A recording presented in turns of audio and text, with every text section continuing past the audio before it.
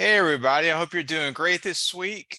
This week's podcast is going to be, we're going to talk about clients who program hop. And we're not just picking on clients here because I have a tendency to do this too. And so how are you doing this week, Jennifer? I'm doing fine. I'm interested in this topic because I have some clients right now that are definitely program hopping. Oh yeah. Yes. And Yeah. I'm rolling my eyes for those of you listening, just because. And the thing is I'm guilty of it myself. I have definitely been guilty of program hopping, but it just really it's a little bit nerve wracking when people don't stick to it. Yeah, it is. And then and then they're like, I don't feel good anymore. Okay. Right, right. Or Well, why isn't it not working? yeah, I was feeling really good when I was doing it, but now I'm not doing it. I don't feel good. Well, duh. I have, Yes. Yeah. Oh my gosh. So that reminded me. So there's someone that I know who I kept telling them, you've got to go gluten free. You've got to go gluten free. You've got to go gluten free. And they went to this functional medicine doctor who ran, I mean, it was $1,000 or $1,200 worth of tests, right? And came back and said, you have this certain condition. And it was a virus that's very common with a lot of people. People don't even know they have it, right? It's something that can aggravate something, EBV. So EBV is related to mono. And so a lot of people will get mono in high school, but it can be chronic. And so you're sick for a little while, or maybe you don't even have any symptoms in high school, but then several years later, it comes back, but it's different. It can present itself in different ways. And so doctors run tests and they determine that you have EBV. So anyway, that's what comes back. And the doctor puts them on this specific diet, removing all known allergens, including gluten. And so this person gives up everything, including the gluten, and they're losing weight. They're frustrated at first because they don't really know what to eat, which is what I teach people, but they weren't going to work with me. And so, which is fine. I am not for everybody. And so they put on this, they lose weight, which was great because this person needed to lose some weight and feeling great. Pain level went from trying to get surgery, was even going to do some kind of surgery scheduled to do it, and was able to not have the surgery because of the pain, which is great. I'm so happy that this person found the doctor that helped them, ran the right test, and convinced them to give up these foods, right? And so 6 months later, the person's great, feeling healthy, happy, pain-free, and they start having a lot of stress in their life, and they go back to eating snacks and things with gluten. And so, and it's processed foods, gluten, whatever, and the pain is unbearable, start talking about having surgery again. And so I'm talking to this person and I said, well, why don't you need to give up the gluten again? Um, yeah, I just can't do it. I just love my snacks and things. And I said, but you want to have the surgery? No, I don't want to have the surgery. You're in a lot of pain. Yes. You don't want to be in the pain, right? No. I said, but when you were not on the gluten, you didn't have the pain and you felt great. Yeah, I know. And so to me, it's a no brainer. Hello. Yes, it's hard. We love these foods. We love these treats, but this really isn't even what we're talking about today. Today we're talking about program hopping. But my point is there are things that work, but it has to be long term. You can't just do it and then quit. You quit and you go right back to where you were before. And one of the problems that I have, I'm totally running my mouth. I'm sorry. Um, I have a clients that will see me and then they see something on YouTube and they immediately start trying that too. And so maybe they're doing half of what we talked about, but they're also incorporating what they just learned on YouTube, or they're looking for Dr. Google, and Dr. Google says you need to do this, or no lectins. And so then they call me and they tell me, I've got to give up lectins. I just learned about this. I shouldn't be eating lectins. And it's like, wait, what?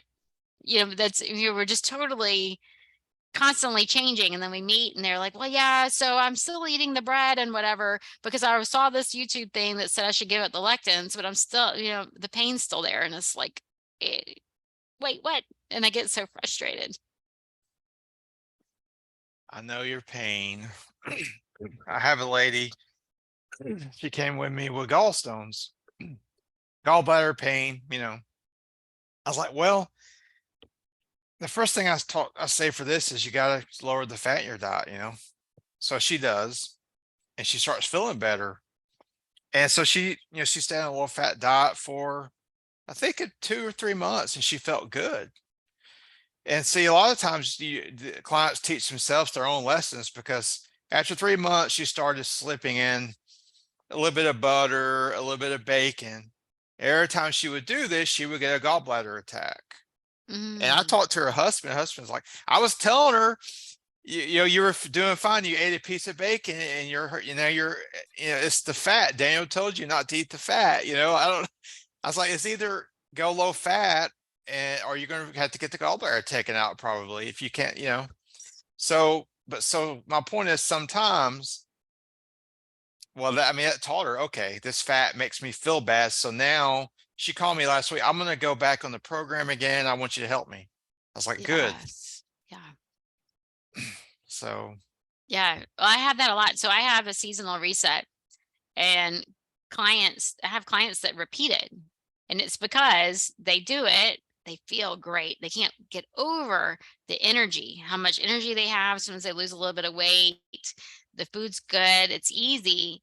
But then, from one season to the next, all of a sudden they're right back where they were before. They're doing the reset again. And so which is why I have the longer program now, because I teach people how to stick with it, yeah, because you can't really create a habit in 5 days, but it does show you that you can feel a huge difference in 5 days.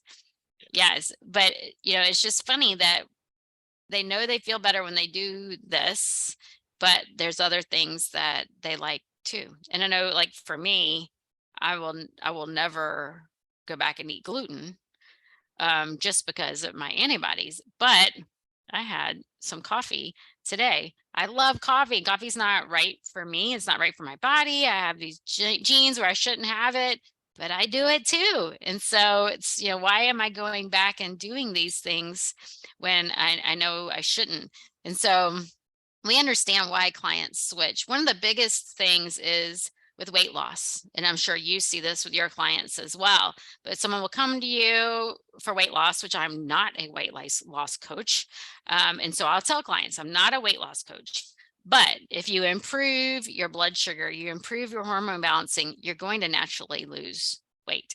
You change your diet, you remove the inflammatory items, you're going to lose weight. You clean up the environment, you remove the toxins, you're going to lose weight. So they start with me, and I'm also low and slow wins the race. Slow and steady wins the race. That's one of my biggest things. Slow and steady wins the race. And so they start with me. They're feeling great. Their hormones are getting imbalanced. Their blood sugar is imbalanced. They start losing weight. And then they run into somebody at the gym, or they read about this new weight loss fad, like the weight loss drug, the blood sugar drug that can be, and they start that. And it's like, wait a minute, yes, that's going to help, but it's not going to help you be healthy. It's not going to be healthy in the long term. Or they completely go to complete opposite. I am whole food, plant-based. And so someone will be with me that we're working on building up nutrient stores, lots of minerals and vitamins and all these foods. And then they run into someone in the gym who says you need to be eating high protein. And all of a sudden they're eating 3 or 4 eggs every morning. They're bumping up protein and not clean whole food plant-based protein, but they're bumping the protein and switching to keto, which is not heart healthy. And yes, they lose weight quickly, but in a couple of years, they're going to need to come back to recover their health. yeah. And I think it's a question of also one of the reasons this happens is because we are in the age of information. People get so confused, they don't know what to do. And there's a lot of good marketers out there. Right. You know, they see a Right. marketer, he's so convincing. And maybe that's what I should be Yes. doing because I've been doing this program for 4 days. I'm not seeing results yet. So maybe Right. that's the thing. Healing Right. the body naturally, you have to be patient and you have to stick to a good routine. Yes. But it was a doctor. It was a doctor on YouTube. Yeah, well, that doesn't mean they're right. There's a lot of good Exactly. doctors. I mean, And when they're you yes, and when you find that study or that doctor says that crazy off the wall thing and you may go, wow, this is totally new. What you need to do is see what other doctors are talking about it. Who else is talking about it? Are they people who you should listen to? You know, are there studies that back this up? Or is this just one doctor with one case study that this is working for? Because to me, I need evidence. I need to see, question it. What is long standing? What is going to be helpful long term? yes. What's helping in general?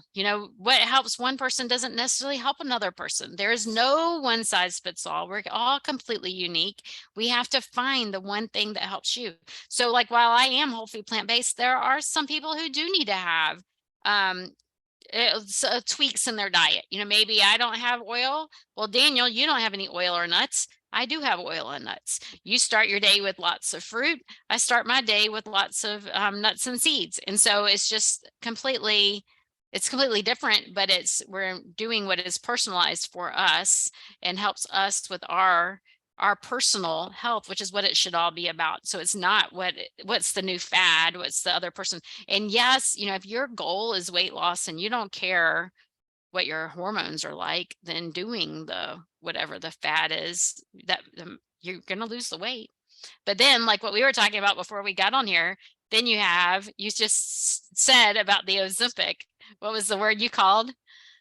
Saggy butt. Saggy butt. Yes. So we lose weight really fast.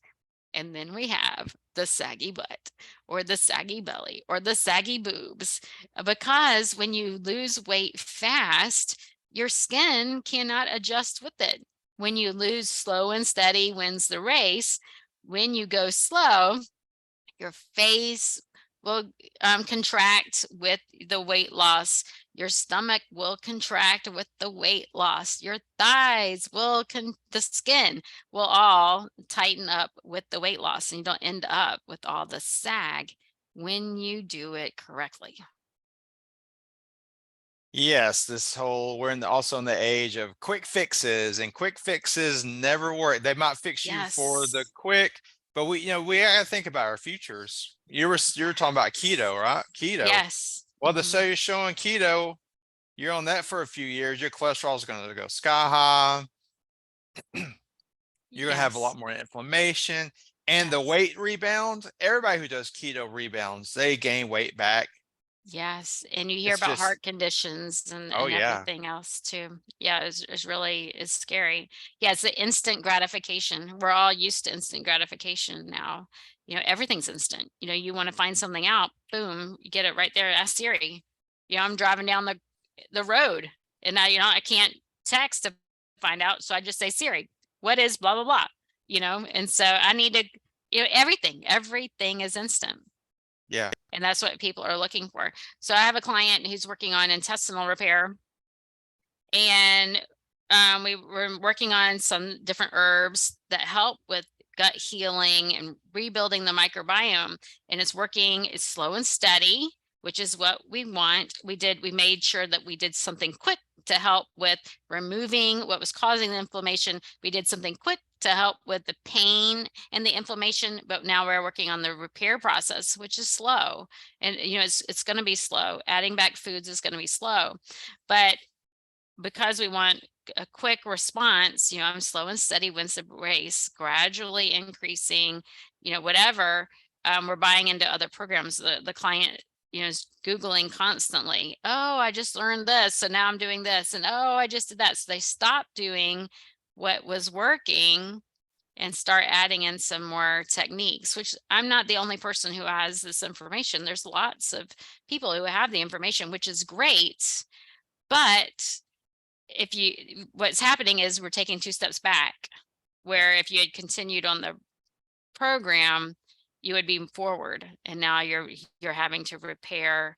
And so even though both will work, when you stop what you're doing, then you're setting yourself back a couple of steps.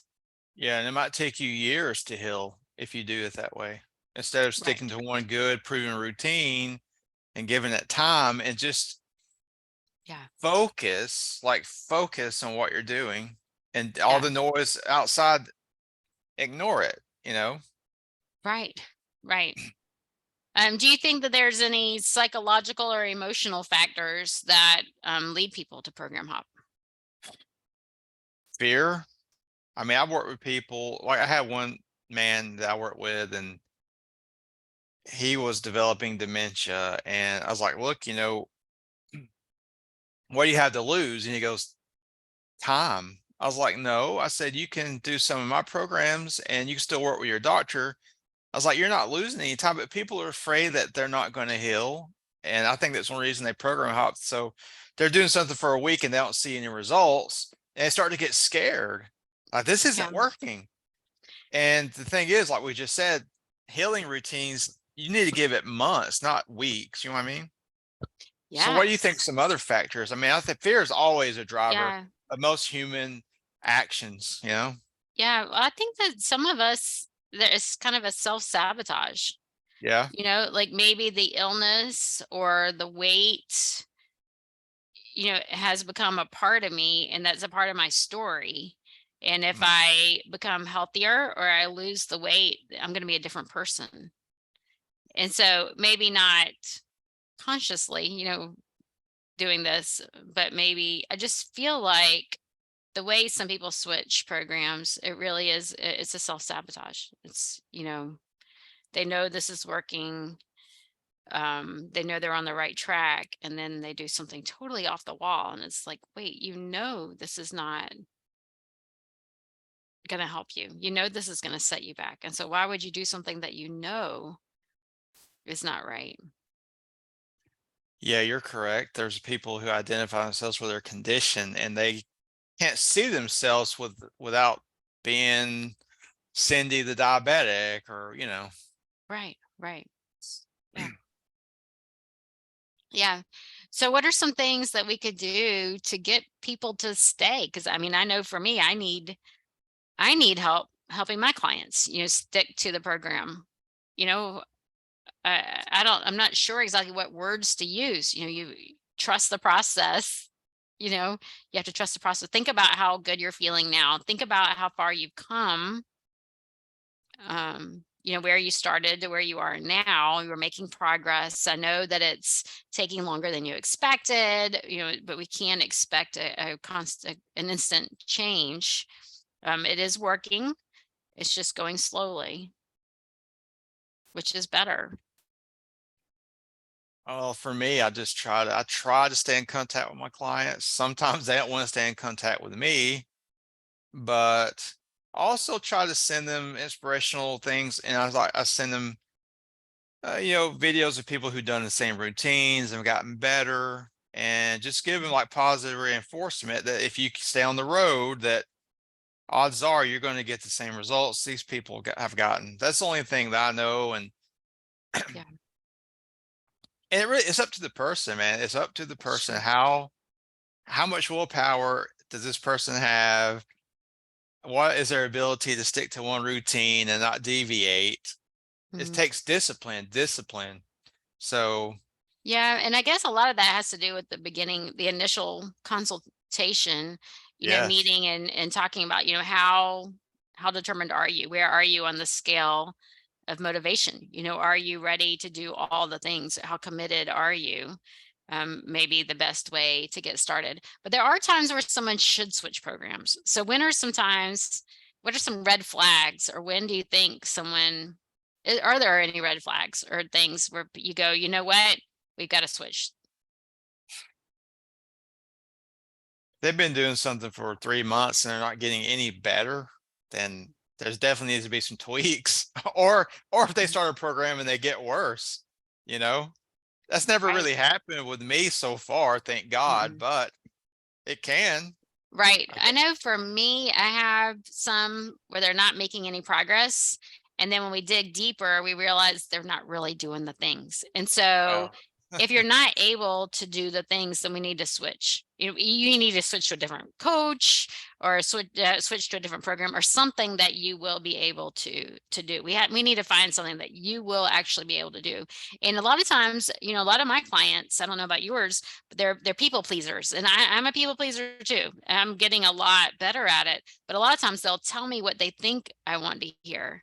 And they'll even tell me that they're doing things that they think I want to hear, where they're not even actually doing them. They just, or they don't want to show me their food journal. I forgot my food journal, or I forgot to do it because they don't want me to know what they are actually eating or doing. Or it's I get the I forgot. And so if I see a week after week, I forgot, then okay, let's try something different. This is obviously not working for you, whether or not you're forgetting. It's we need to make a change.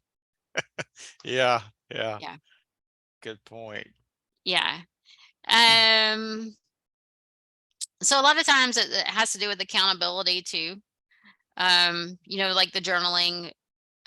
I'm not very good at journaling. I know some people can journal all day long, and they love journaling and have their journals and stuff like that. And so really it's finding something that people can use too to be accountable to themselves. So I have a client who says she needs me to check in with her every day. That's the only way she can be held accountable. What if something happened to me? you know you can't just depend on me.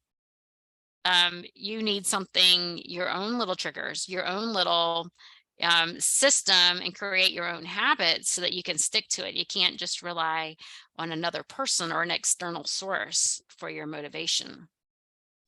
No, because that's not sustainable at all. You have Mhm. to, I mean, it's like, my goals with clients is I teach them how to live a healthy lifestyle. And eventually they get to take the training wheels off and they know how to do it themselves. That's Right. the end goal, because if they can't learn to do that, then what's really the Yes. point?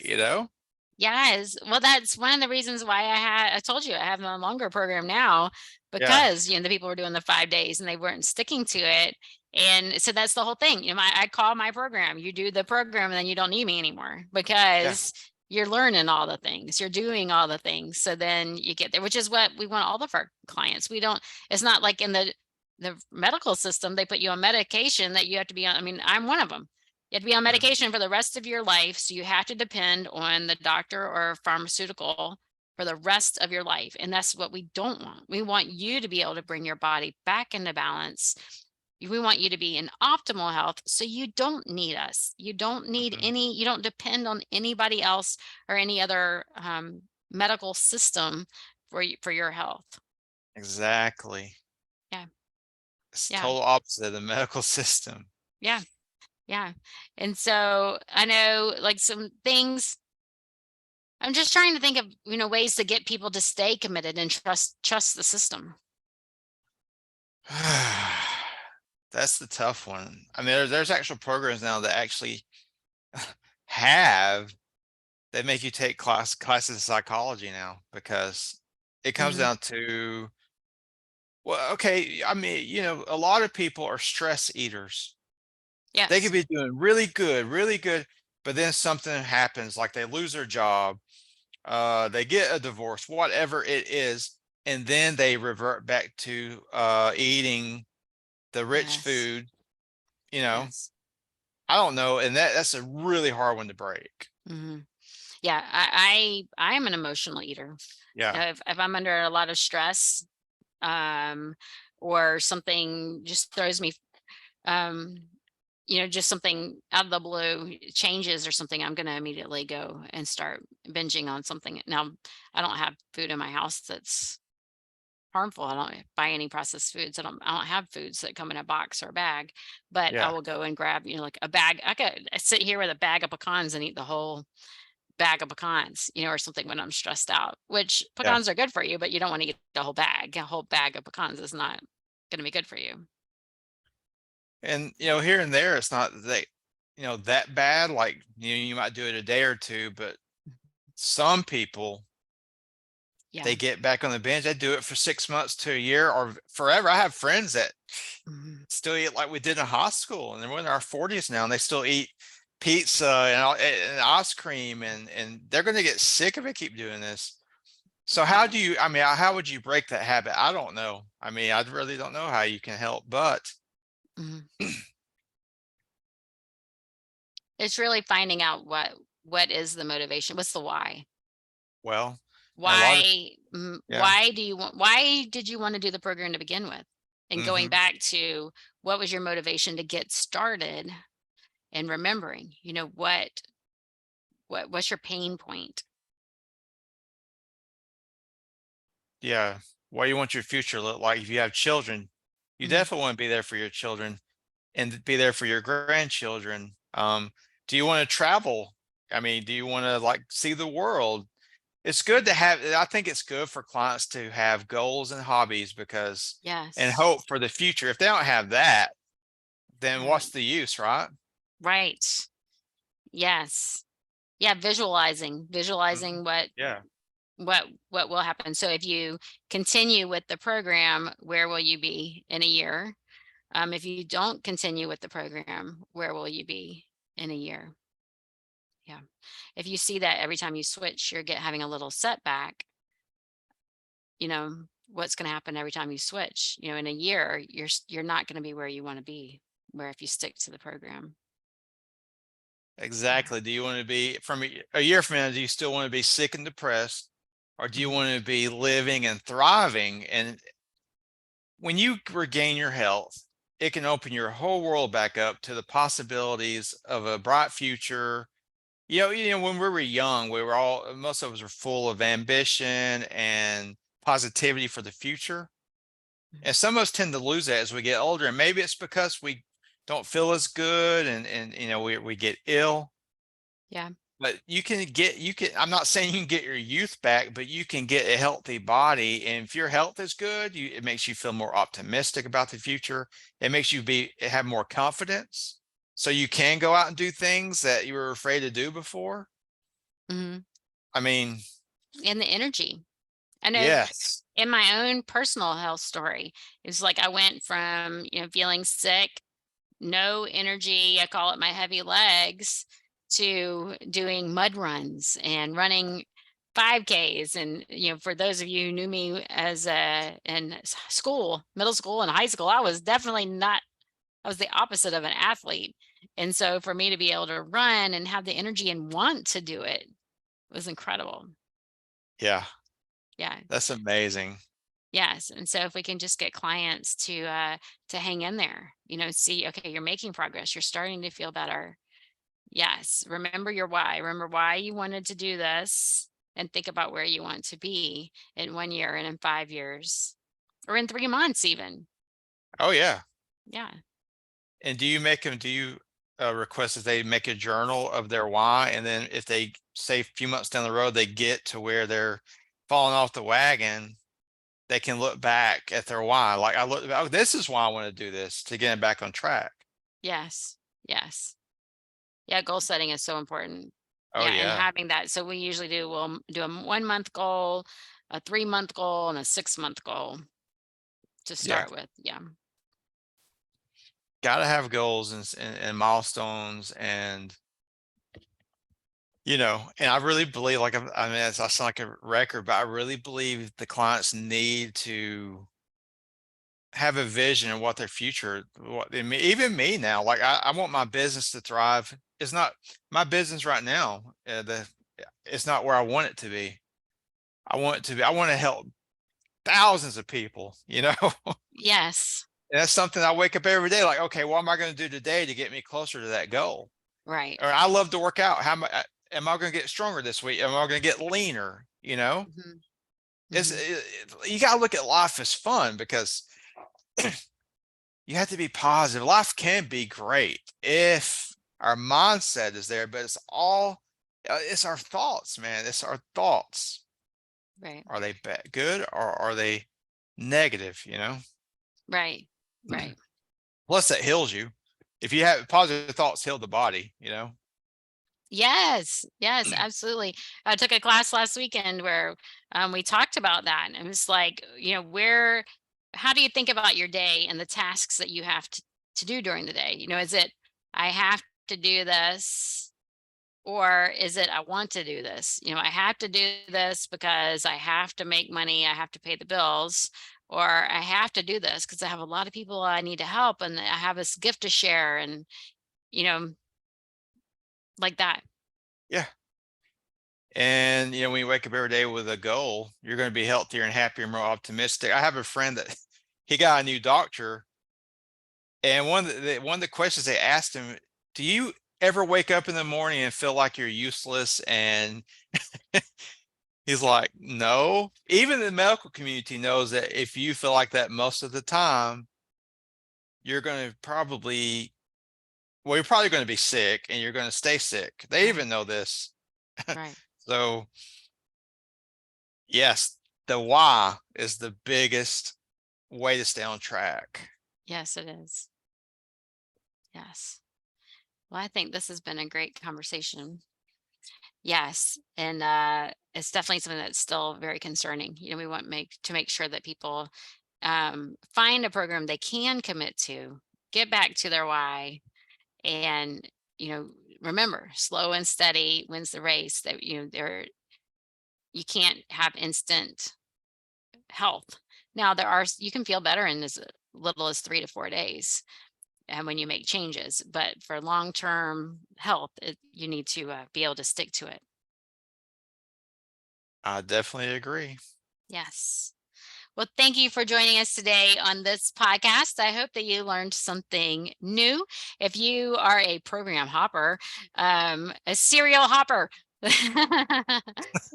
us know. If there's something else you would like to hear or learn about, we want to hear from you. We love to hear from you. So please contact us and let us know what else you would like to hear.